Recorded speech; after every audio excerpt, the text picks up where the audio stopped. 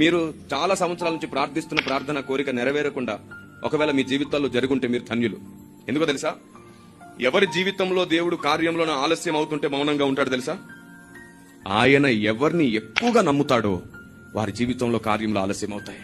ఏంటా నమ్మకం అంటే, దేవుడు కొందరి విషయాల్లో వాళ్ళు అడిగింది వెంటనే ఆ ప్రెసెంట్ సిచ్యువేషన్ కావాల్సింది ఇవ్వాలనుకోడు.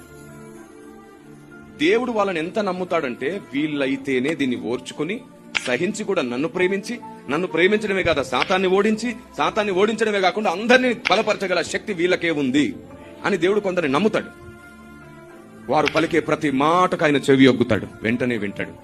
అలాంటి నీవు ఏ ప్రాబ్లమ్స్ తో ఉన్నావో అలాంటి ప్రాబ్లమ్స్ తోనే ఈ భూమి మీద చాలా మంది ఉన్నారు. అవునా?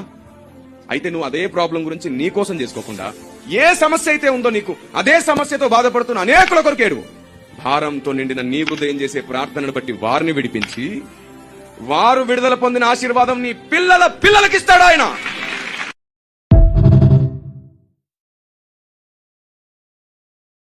Download ShareChat.